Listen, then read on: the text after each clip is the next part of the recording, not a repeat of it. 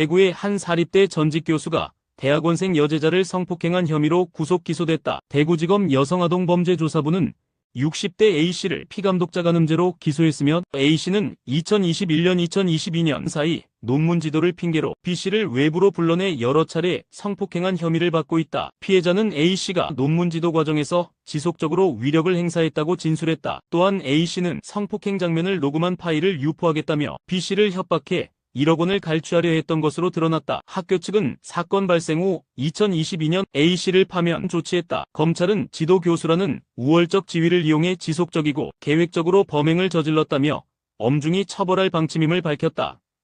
마약을 투약하고 환각 상태에서 자택에 불을 지른 50대 남성이 구속 기소됐다. 28일 법조계에 따르면 인천지검 강력범죄수사부는 현주건조물 방화와 마약류 관리법 위반 혐의로 A씨를 구속 기소했다. A씨는 이달 2일 새벽 인천 연수구 옥년동의 아파트 자택에서 라이터와 종이로 이불에 불을 지른 것으로 조사됐다. 당시 그는 2-3시간 간격으로 필로폰을 반복 투약한 상태였으며 환각에 빠져 누군가 자신을 살해하려 한다는 망상 속에 범행을 저질렀다. 다행히 인명피해는 없었지만 내부와 가전제품 등이 불타 소방서 추산 960만 원 상당의 재산 피해가 발생했으며 주민 15명이 급히 대피하는 소동이 벌어졌다. 검찰은 신속한 대피가 없었다면 대형 참사로 이어질 뻔했다며 이번 사건이 마약 범죄의 심각성을 보여준다고 강조했다.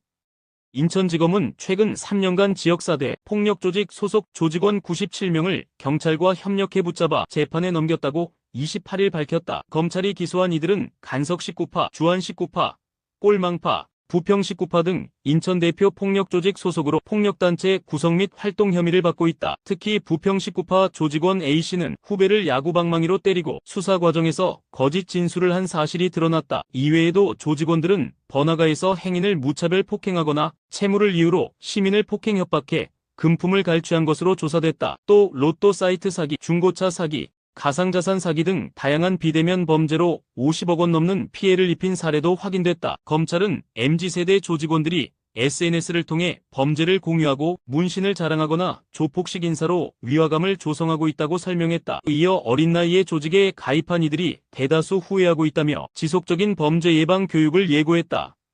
경기 동두천시 보산역 인근 한 헤어숍 관계자가 대형견을 폭행하는 영상이 SNS에 퍼지며 논란이 커지고 있다. 지난 26일 인스타그램 등에 올라온 영상에는 한 여성이 개를 지속적으로 폭행하며 짖지 말라고 소리치는 장면이 담겼다. 누리꾼들은 해당 장소를 보산역 인근 A 헤어숍으로 특정했고 폭행자가 사장이라는 주장이 이어지며 비난 여론이 들끓었다. 논란이 커지자 자신을 사장이라 밝힌 B씨는 인스타그램에 해명글을 올려 직원의 행동이며 훈육 과정에서 벌어진 일이라고 주장했다. 하지만 누리꾼들은 영상 속 인물이 B씨라고 의심하며 추가 의혹을 제기하는 상황이다. 현재 동두천시와 동두천경찰서에 동물 학대 신고가 접수됐으며 수사가 진행 중이다. 서울 서부경찰서는 40대 남성 A씨를 아동, 청소년의 성보호에 관한 법률 위반 혐의로 검거해 수사 중이라고 28일 밝혔다. A씨는 지난 25일 오후 10시 50분쯤 서울 한 주택가 골목 주차장에서 초등학생 B양에게 용돈을 주겠다며 접근, 이를 거절한 B양을 강제 추행한 혐의를 받는다.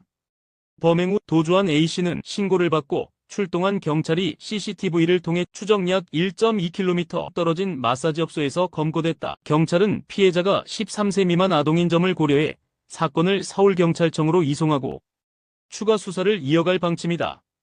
고가 수입차를 구매해 고의 교통사고를 일으킨 뒤 수천만 원의 보험금을 가로챈 일당 10명이 검찰에 넘겨졌다. 경기 일산서부경찰서는 보험사기 방지 특별법 위반 혐의로 주범 A씨 20대 등 10명을 검거해 송치했다고 28일 밝혔다. 이들은 지난해 4월 고양시 덕이동 한 도로에서 새벽 전멸 신호에 정차 중인 차량을 고의로 들이받고 보험금 6,500만 원을 챙겼다. 사전에 고가 수입차 2대를 중고로 매입해 종합보험에 가입한 뒤 인적이 드문 새벽 시간대 사고를 노려 치밀하게 범행을 준비했다. 또한 텔레그램을 이용해 수사망을 피하려 했지만 수상함을 느낀 보험사의 수사 의뢰로 경찰이 10개월간 추적한 끝에 일당 모두를 붙잡았다.